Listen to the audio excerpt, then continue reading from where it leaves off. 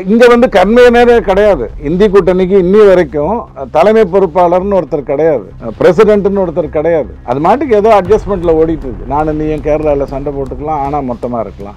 நாம 2 பேரும் சேர்ந்து வெஸ்ட் பெங்கால்ல சண்டை போட்டுக்கலாம், ஆனா மொத்தமா இருக்கலாம். நானும் நீயும் பஞ்சாப்ல சண்டை போட்டுக்கலாம், ஆனா டெல்லியில ஒத்துமையா இருக்கலாம். இந்த மாதிரி குழப்புற வேலையை இந்தி கூட்டணியால தான் பண்ண முடியும். ஒரு பல்லக்கு தூக்கிகளை வைத்துக்கொண்டே 40 வருடங்களாக கூட்டணியில தேர்தலை சந்திச்சுட்டு, ஆனா ஆட்சி அதிகாரத்தை கொடுக்காம அவங்களுக்கு எதை தூக்கி போடணுமோ அதை ஒழுங்கா தூக்கி போட்டுட்டு, அல்லது ப்ராபப்ளி கையில கொடுத்துட்டு, திருமாவளவன் ஐயா கேட்டார்னா பொறுப்பா கையில கொடுப்பாங்க. தூக்கிலாம் போட்டா அவரு கோவப்பட்டுருவாரு. கோவப்பட்டா என்ன, ஒரு வாரம் கழிச்சு வேற ஒரு காரணத்தோட சொல்லி வந்துருவாரு. மன்னிப்பு நேரடியா கேட்ட வரலாறே கிடையாது. திமுக காலில் விழுந்துச்சுன்னா இருட்டு ரூம்ல தான் போய் விழும், இன் கேமரால தான் போய் விழும். அது நேரடியா விழவே விழாது. வர்ற 50,000 கோடியையும் வருஷத்துக்கு 2 பேர் வந்து பிரிச்சுக்கிறாங்க. மாப்பிள்ளையும் மச்சனும் கரெக்டா கண்காணிச்சுக்கிறாங்க. அந்த வேலையும் இவருக்கு கிடையாது. ஒரு வேலையும் செய்யும். இவர் என்ன வேலை செய்யறாருங்கிற கேள்வி முதல்ல எல்லாருக்கும் தெரியும். அடிப்படையில் குறைஞ்சபட்சம் எழுதி கொடுக்கப்படுகின்ற பேப்பரையாவது கரெக்டா பார்த்து பேசுறாரா அப்படிங்கறத பார்த்தா கூட அந்த வேலையை கூட சரியா செய்யல பல சந்தர்ப்பங்கள்லன்னு தெரியும். குடியரசு தினம் என்னைக்கு வருது, சுதந்திர தினம் என்னைக்கு வருதுங்கிற அடிப்படை கேள்விக்கே அவர் பதில் சொல்லுவாரா இல்லையாங்கிறது எனக்கும் உங்களுக்கும் கரெக்டா சொல்ல முடியாது. அதுதான் முதலமைச்சர் ஸ்டாலின் ஐயாவுடைய நிலை.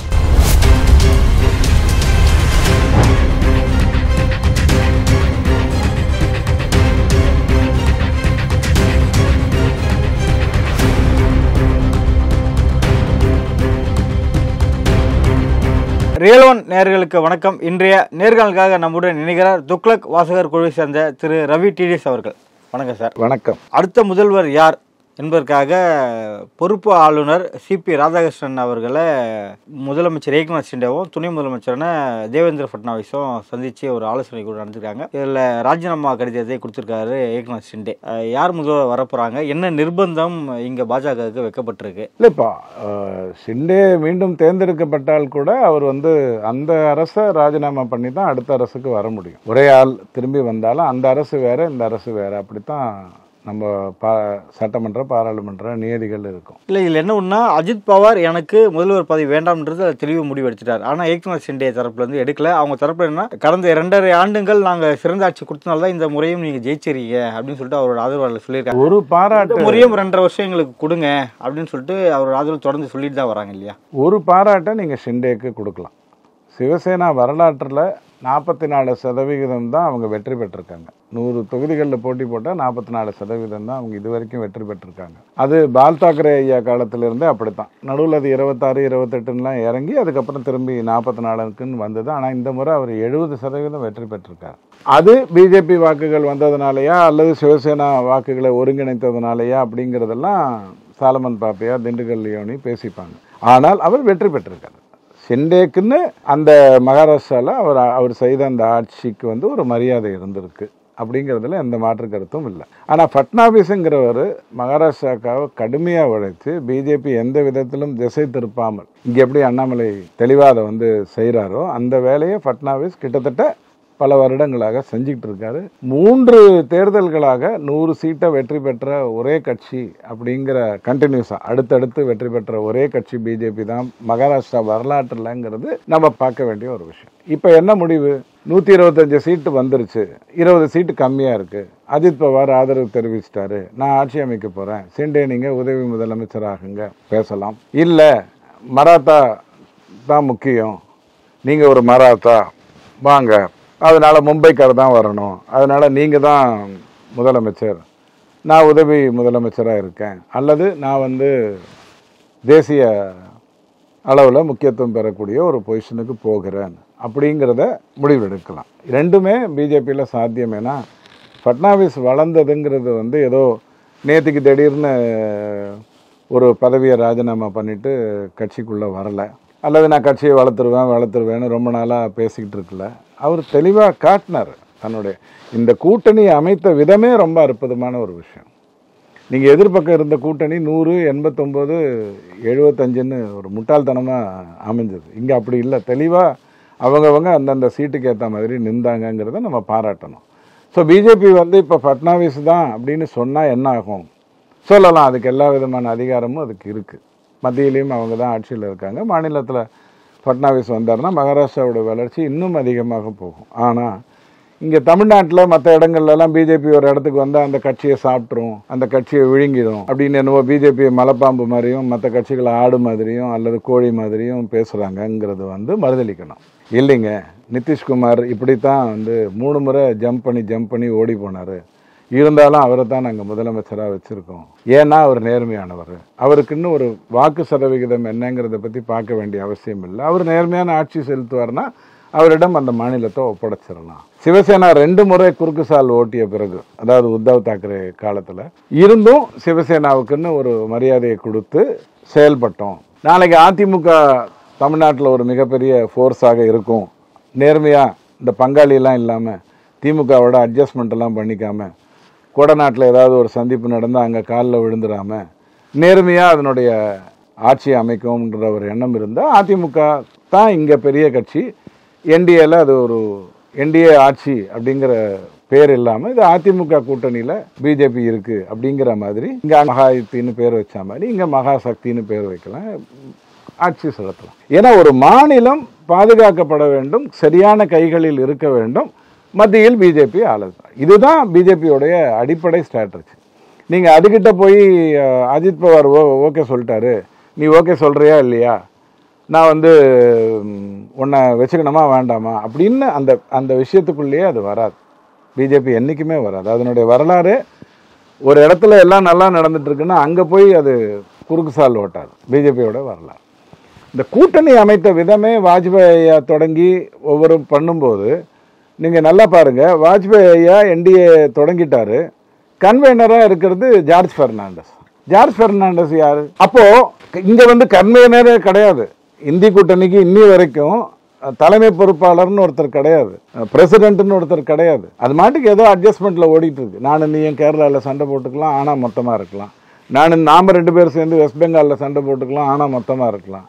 நானும் நீயும் பஞ்சாபில் சண்டை போட்டுக்கலாம், ஆனால் டெல்லியில் ஒத்துமையாக இருக்கலாம். இந்த மாதிரி குழப்புற வேலையை இந்தி கூட்டணியால் தான் பண்ண முடியும். ஏன்னா அங்கே காங்கிரஸ் எதிர்பார்க்கறது பல்லக்கு தூக்கிகளை. இங்கே எப்படி திமுக ஒரு பல்லக்கு தூக்கிகளை வைத்துக்கொண்டே 40 வருடங்களாக கூட்டணியில் தேர்தலை சந்திச்சுட்டு ஆனால் ஆட்சி அதிகாரத்தை கொடுக்காம அவங்களுக்கு எதை தூக்கி போடணுமோ அதை ஒழுங்காக தூக்கி போட்டுட்டு அல்லது ப்ராபப்ளி கையில் கொடுத்துட்டு திருமாவளவன் ஐயா கேட்டார்னா பொறுப்பாக கையில் கொடுப்பாங்க. தூக்கிலாம் போட்டால் அவர் கோவப்பட்டுருவார். கோவப்பட்டா என்ன, ஒரு வாரம் கழித்து வேற ஒரு காரணத்தோடு சொல்லி வந்துடுவார். இருந்தாலும் அவங்கள டீல் பண்ணுற விதத்தில் திமுக டீல் பண்ணுற விதமும் காங்கிரஸ் டீல் பண்ணுற விதமும் பிஜேபி டீல் பண்ணுற விதமும் காரணம் என்னன்னு கேட்டால் பிஜேபி அடிப்படையில் சித்தாந்த ரீதியாக ஜனநாயகத்தை தெரிந்து கொண்டு செய்கின்ற ஒரு விஷயம். காங்கிரஸோ அல்லது திமுகவோ அல்லது லல்லு பிரசாத் யாதவோ அல்லது சரத்பவாரோ குடும்ப ஆட்சின்னு கட்சிங்கிறது ஒரு குடும்ப கட்டுக்குள்ளே இருக்கிறதுனால கரெக்டாக முடிவெடுத்தாலும், ஒரு உதாரணத்துக்காக சொல்கிறேன், ஒரு மச்சினிச்சி எதையோ சொல்லி குழப்பி விட்டு போயிடுவான், அல்லது சைட்லேருந்து யாராவது எதையாவது சொல்லி குழப்பி விட்டு போயிடும். ஏன்னா அது குடும்ப கட்டுக்குள்ளே இருக்கக்கூடிய கட்சி. அங்கே நீங்கள் ஜனநாயகத்தை எதிர்பார்க்கவே முடியாது. இதுதான் அவங்களுக்கு ஹரியானாவில் சிதைப்பை ஏற்படுத்தியது. ஹரியானாவில் எஸ்பிக்கு ஒரு 10 சீட்டு கொடுத்துருந்தா கூட அவங்களுடைய 11% வாக்குகள் அங்கே டிரான்ஸ்ஃபர் ஆகிருக்கும். செய்யலை. உத்தரப்பிரதேசில் மாயாவதிங்கிறவங்க பிஜேபி அலையன்ஸில் இருக்காங்களா இல்லையான்னு நீங்கள் கேட்டிங்கன்னா இல்லைன்னு சொன்னாலும் அங்கே அந்த ஒத்துழைப்பு கரெக்டாக நடந்தது. நீ எங்கே நிற்கிறியோ அங்கே நீ நில்லு. மாயாவதி அதிகமாக வாக்குகளை வாங்கினால் அங்கே பிஜேபி ஜெயிக்கும் அப்படிங்கிற அந்த விஷயத்தை தொடர்ந்து வலியுறுத்திக்கிட்டு வருது உத்தரப்பிரதேசில். இப்போ நீங்கள் கேட்ட கேள்விக்கு வந்துடுறேன். இந்த 2.5 வருடம் ஆட்சி அப்படிங்கிறது பிஜேபியை பொறுத்த வரைக்கும் தொடர்ந்து தோத்துருக்கு. உத்தரப்பிரதேசில் மாயாவதி அப்படி தான் பண்ணாங்க, கடைசியில் கைவிட்டாங்க. கர்நாடகாவில் குமாரசாமி அப்படி தான் 2008 பண்ணார், கவுத்து விட்டார். ஜம்மு அண்ட் காஷ்மீரில் முஃப்தி முகமது அவங்க இப்படி தான் ஒரு 2.5 வருட கதையை சொன்னாங்க, கவுத்து விட்டு போயிட்டாங்க. சிவசேனா அதே மாதிரி தான் நான் 2.5 வருஷம் அப்படிங்கிற ஒரு கதையை கொண்டு உத்தவ் தாக்கரே பேசி அது எடுபடாமல் போன உடனே அவர் சரத்பவாரோட காங்கிரஸோட கூட கூட்டணி அமைச்சு ஒரு ஆட்சி அமைச்சு மொத்தமாக இப்போ வீட்டில் போய் நிறைய விவசாயம் பார்த்துட்டு இருப்பாருன்னு நினைக்கிறேன். அவருக்கு விவசாயம் பார்க்க தெரியுமாங்கிறது தெரியல. ஏன்னா கொஞ்சம் வெட்டி தான் பழக்கம். அவருக்கு அறுவடை செய்து பழக்கம் இல்லை, வளர்த்து பழக்கம் இல்லை. அதனால் அவர் என்ன பண்ணும். ஆக இந்த 2.5 வருடங்கிற சித்தாந்தத்தை முதல்ல தூக்கி போட்டுடணும். நீங்கள் ஒரு அரசு அமைக்கிறீங்கன்னு சொன்னால், நீங்கள் தான் முதலமைச்சர்னு சொன்னால் முக்கிய அமைச்சர்கள் பிஜேபியிலேருந்து இருப்பாங்க. அல்லது பிஜேபி தான் முதலமைச்சர் அப்படின்னு சொன்னா முக்கிய பதவிகளில் ஷிண்டே இருப்பாங்க. எல்லாரும் கட்சி நடத்துறது எதுக்காக? அவங்க யாரை காப்பாற்றணும், யாருக்காக உழைக்கணும்னு நினைக்கிறாங்களோ, இந்திய குடிமகனுக்குன்னு கதை விட்டாலும் அவங்க ஒரு குறிப்பிட்ட சமுதாயத்தை அல்லது இனத்தை அல்லது குலத்தை காப்பாற்றுறதுக்கு அல்லது ஒரு ஊரை காப்பாற்றுவதற்கு தானே அரசியல் நடத்துகிறாங்க. இப்போ குமாரசாமி வந்து கர்நாடகா பூராவாக இருக்கார். ஒரு குறிப்பிட்ட பெல்ட்டில் தானே அவருக்குன்னு ஒரு மரியாதை இருக்குது. அவரை கூட்டணி ஆட்சின்னு கூட்டு வர்றோம். 2008 அவருக்கு முதலமைச்சர் பதவியும் கொடுத்தோம். ஆனால் அவருக்கு அதை பயன்படுத்திக்க தெரியல. காங்கிரஸில் அதே மாதிரி அவர் முயற்சி பண்ணார், மொத்தமாக கவுந்து முடிஞ்சு போச்சு. அதுக்கப்புறம் தான் பிரச்சனையை புரிஞ்சுக்கிட்டு இந்த வாட்டி ஒழுங்காக வந்து உட்காந்துருக்காரு.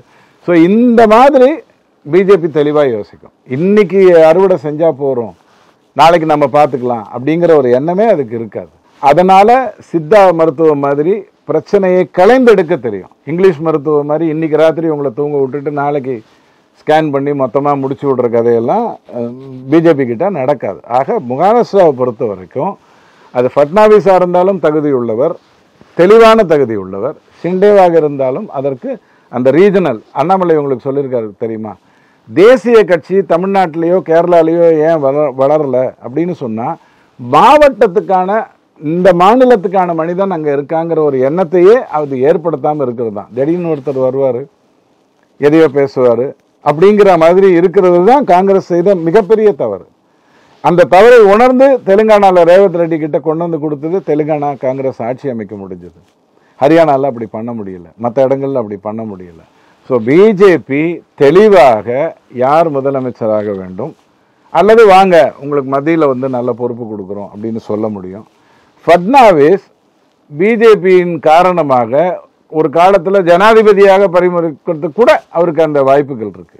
ஏன்னா இங்கே இது குடும்ப கட்டுக்குள்ளே இருக்கிற ஒரு கட்சி இல்லை. ஒரு பேச்சுக்கு சொல்கிறேன், நாளைக்கு ஆயிடுவாருன்னு நான் சொல்லலை.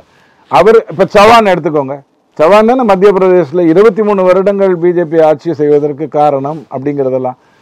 போன வாட்டி 240 சீட்டு பிஜேபிக்கு வந்ததுன்னு உடனே சவான் வந்து ரொம்ப குதிக்கிறாரு, அவர் எப்படியும் வெளியில் வந்துடுவார் அப்படின்லாம் பேசினவங்க இருக்காங்க இல்லையா. அவர் அப்படி இல்லையே, ஒரு அமைச்சரை எடுத்துக்கிட்டு அமைதியாக தானே உட்காந்துருக்காரு. அந்த இடத்துல ஒரு ஓபிசி தானே வந்து ஆட்சி செய்கிறாங்க. இதுதான் பிஜேபி. அந்தந்த தனி மனிதனின் மரியாதை, அவனுடைய எதிர்காலம், அவன் போகிற திசை, அதன் அடிப்படையில் ஒரு முடிவு எடுக்கிறது. மற்ற கட்சிகள் அப்படி இல்லை. தன்னுடைய மச்சினிச்சி கொழுந்தியா இப்படிங்கிற அடிப்படையில் போகிற விஷயங்கள் தான் அவங்க செய்கிற தப்பு. ஸோ மகாராஷ்டிராவில் நல்லபடியான ஒரு ஆட்சி தான் வரும், அதில் எந்த குழப்பமும் இல்லை, அங்கே எந்த தாமதமும் இல்லை. டிகே சிவகுமாரும் சித்தராமையாவும் சண்டை போட்டுக்கிட்டு கடைசியில் ராகுல் காந்திகிட்ட போய் நாங்கள்லாம் சண்டையை நிறுத்திட்டோம், நீங்கள் நடுவில் உட்காந்துக்கோங்க, நீங்கள் தான் பஞ்சாயத்தை தீர்த்தா மாதிரி நாங்கள் ஒரு கதையை சொல்கிறோம், நாங்கள்லாம் கரெக்டாக பிரிச்சுக்கிட்டோம். இந்த சுமனும் விவேக்கும் பிரிச்சுப்பாங்களே ஹைதராபாத்தில், இது உனக்கு இது எனக்கு, அந்த மாதிரி நாங்கள் பண்ணிக்கிட்டோம், நாங்கள் வழக்கம் போல் கொள்ளடிக்கிறோம் அப்படிங்கிற கதை கிடையாது. அதை தான் நீங்கள் புரிஞ்சுக்கணும். அதானியே முதல்வர் சந்திச்சாரா இல்லையா அப்படின்னு சொல்லிட்டு ராமதாஸ் அவர்கள் கேள்வி எழுப்பிய நிலையில் முதல்வர் அவர்கள் அவருக்கு வேறு வேலையே இல்லை, அதனால் டெய்லி ஒரு அறிக்கையை கொடுத்துட்ருப்பாரு அப்படின்னு சொல்லிட்டு ஒரு பதிலை தெரிவிச்சிட்டாரு. இதற்கு வந்து அன்புமணி ராமதாஸ் அவர்கள் இது ஒரு கண்டனத்தை பதிவு பண்ணியிருக்காரு. இது வந்து முதல்வரின் ஆணவ பேச்சு, இது வந்து கண்டிக்கத்தக்கது, இதுக்கு மன்னிப்பு கேட்கணும் அப்படின்னு சொல்லியிருக்காரு, அல்லது வருத்தமாக தெரிவிக்கணும்னு சொல்லியிருந்தார்.